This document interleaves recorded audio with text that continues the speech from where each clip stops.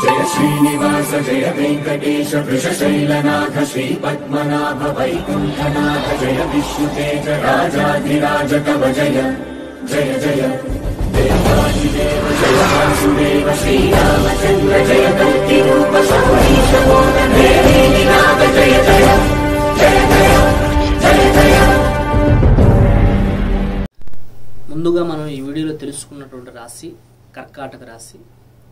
ఈ కర్కాటక రాశి కలిగిన వారికి ఫిబ్రవరి మాసమైనటువంటి 2వ నెలలో 1వ తారీఖు నుండి 15వ తారీఖు వరకు, అంటే ఈ పుష్యమాసమైనటువంటి 1వ తారీఖు గురువారము షష్ఠితో మొదలుకొని 15వ తారీఖు గురువారము షష్ఠితో ముగిసేటటువంటి ఈ తిథుల మధ్యలో ఏదైతే 15 రోజులు తిథుల కాలం ఉందో ఈ 15 రోజుల మధ్య కాలంలో ఈ కర్కాటక రాశి కలిగిన వారికి స్త్రీలలో కానీ పురుషులలో అంటే ఆడవారిలో కానీ మగవారిలో కానీ ఈ సమయకాలం ఈ రాశి కలిగిన ఒక అర్ధమాస పరిస్థితులు ఏ విధంగా ఉంటాయి, కొన్ని విశ్లేషణలు, తెలుసుకోవాల్సిన కొన్ని విషయాలు, ఈ సమయకాలంలో ఏ ఏ అంశాలు వీరి మీద ఎటువంటి ప్రభావాలు చూపిస్తాయనే దాని గురించి ఈ వీడియోలో మీకు కొన్ని విషయాలు నేను పూర్తి వివరణ తెలియపరుస్తాను।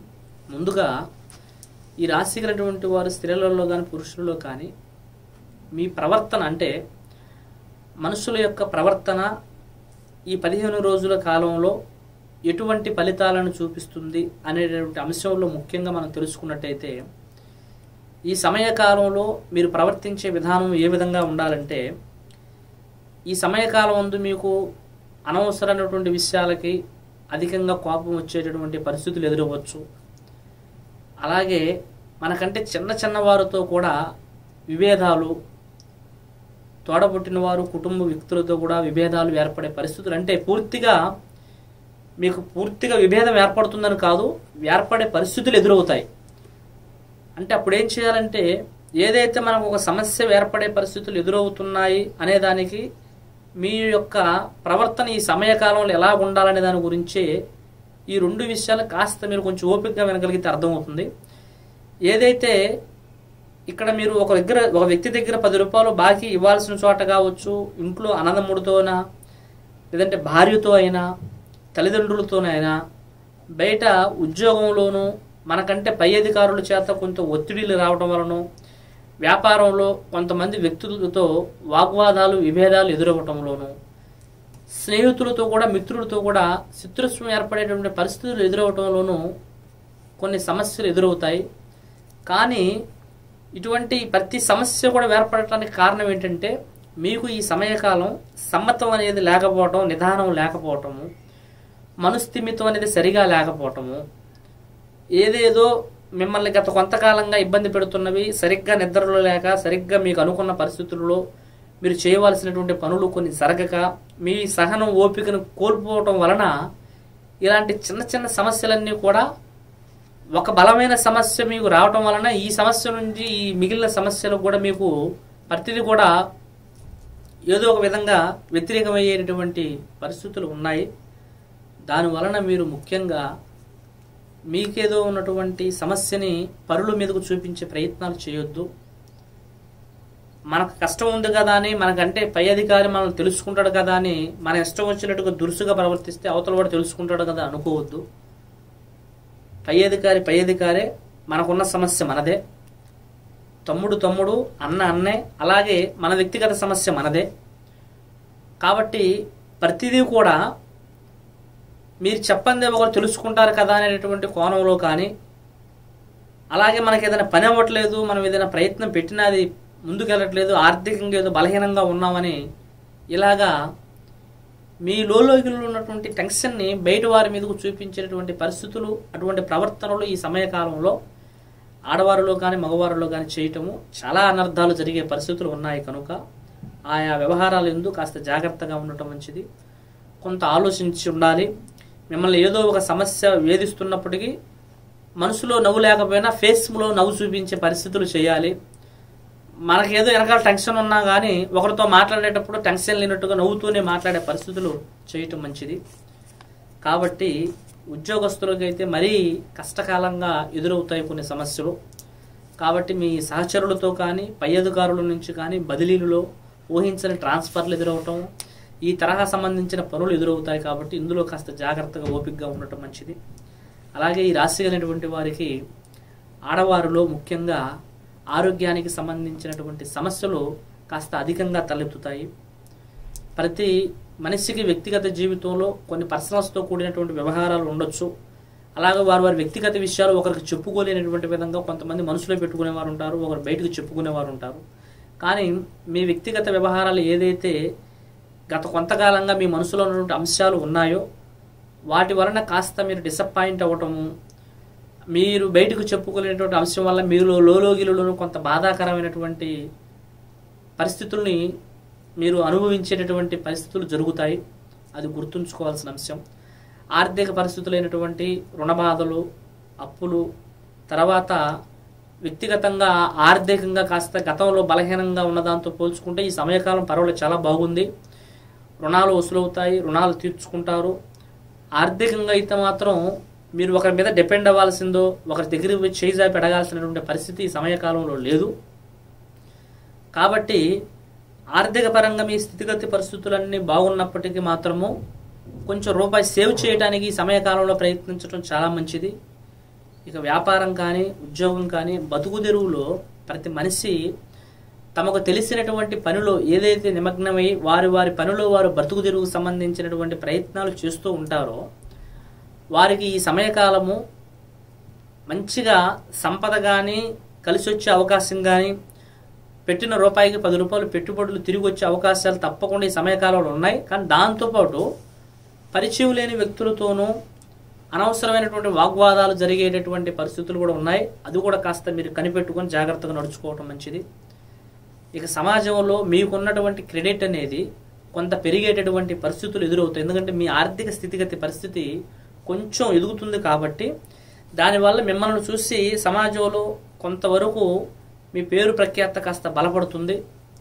అలాగే పరస్త్రీల యొక్క పురుషుల యొక్క పరిచయాలు, కొన్ని బయటికి చెప్పుకోలేనటువంటి కొంత వ్యక్తిగతమైనటువంటి పరిచయాలు ఏమవుతాయంటే ఈ సమయకాలంలో మీకు కొన్ని అవకాశాలు ఇస్తాయి. అంటే ఇంకొకసారి ఇటువంటి తప్పును చేయకూడదు, ఇటువంటి పరిస్థితులతో పెట్టుకోకూడదు. అలాగే ఏదైతే గత కొంతకాలంగా మనం విడిపోవాలి అని ఉన్నామో అలా విడిపోవడానికి ఒక అవకాశం రావటం, ఎప్పుడెప్పుడైతే ఈ స్నేహం నుంచి ఈ సమస్య నుంచి బయటపడాలనుకుంటున్నామో దానికి సంబంధించి ఒక అవకాశం మీకు దొరుకుతుంది. దాన్ని సద్వినియోగం చేసుకొని మీ సమస్య నుంచి బయటపడే పరిస్థితులు చేసుకోవడం మంచిది. ఇక భార్యాభర్తల్లో కూడా కాస్త జాగ్రత్తగా ఆలోచించి నిర్ణయం తీసుకోవడం మంచిది.